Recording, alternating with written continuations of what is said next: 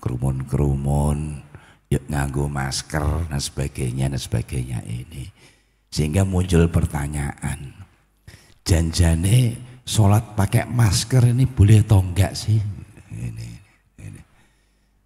Nek dijawab lugu, wong sholat nganggo masker iso batal, ngoten nggih. Nah, wong sholat sarungan wong nggih batal. Ini cara jawaban sing samin ngoten nggih. Wong sholat terus malah utek-utek nganggo naleni nganggo masker niku obahe sampai batal. Tapi yang dimaksudkan itu adalah le nganggo sadurunge sholat, terus sholat dalam keadaan memakai masker boleh enggak? Nah ini paling terkena hukum makruh.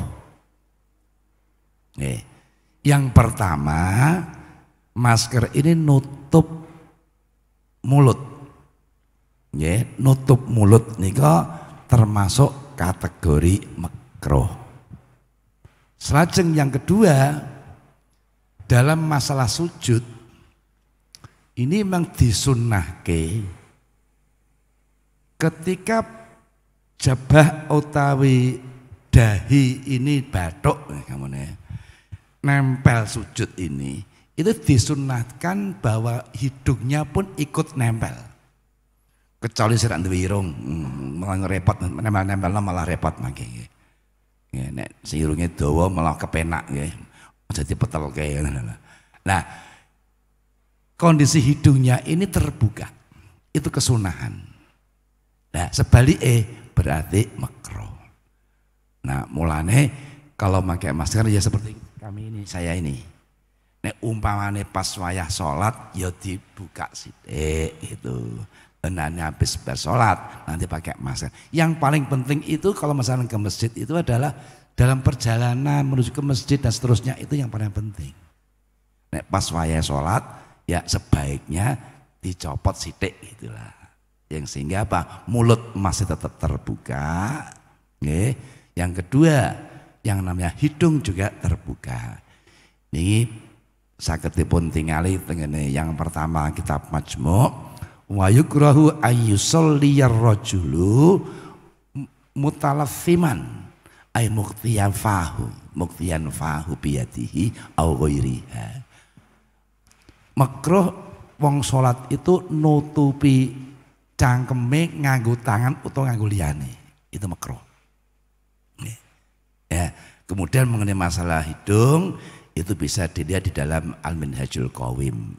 Nggih, mohon mangke nek dirasa perlu nanti akan kita masukkan di dalam buku dan nanti juga akan kita tulis makhotnya dan takbirnya ini sekaligus dengan soifah-soifahnya yang sehingga nanti bisa di nek umpamanya ingin memperdalam lagi bisa.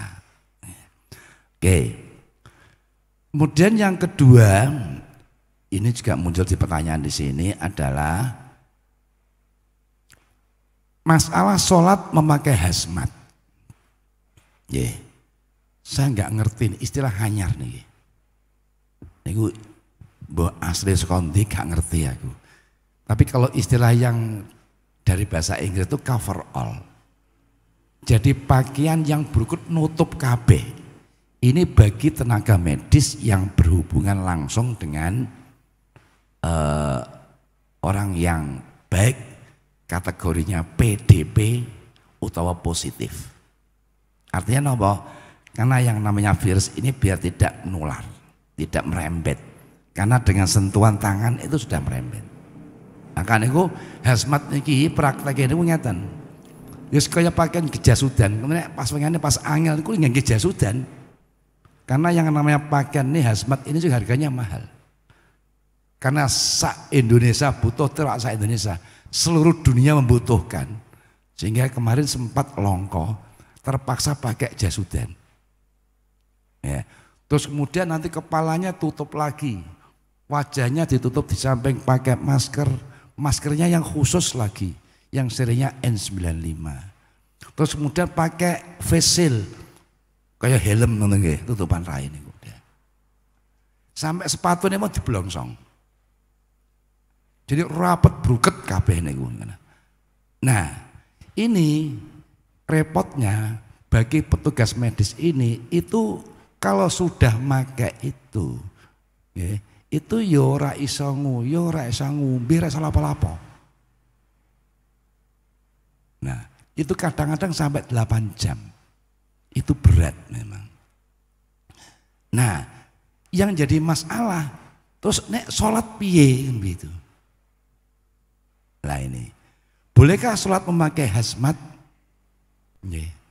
Jadi kalau kita lihat dari gini, yang pertama, sholat itu syaratnya sah kudu suci saka hadas. Ya, itu pertama. Yeah.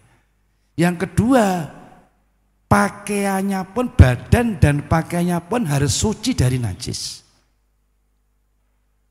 Ini syarat sahnya sholat. Tanpa itu sholatnya tidak sah.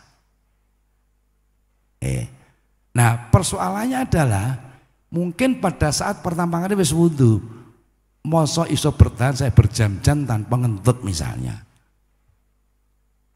Nah terus kemudian itu dari satu sisi persyaratan.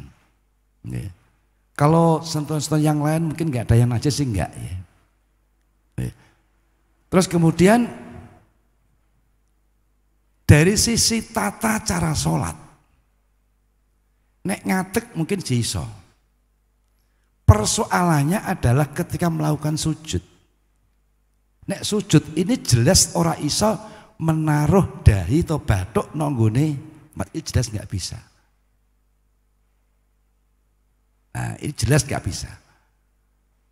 Nah maka untuk itu ini ada beberapa alternatif. Sing paling gampang ngono ae nggih ngrembug ini adalah kalau memang dalam keadaan seperti itu kita sholatnya lihurmatil wakti. Saisone lah nanti setelah selesai bertugas bukan mengkodok, ini namanya meiadah, mengulangi lagi. Nah terus fungsinya apa? Lihurmatil wakti ini nek saumpama, tapi ya naudzubillah. Durung sampai tugas, durung sampai iadah kok wis mati.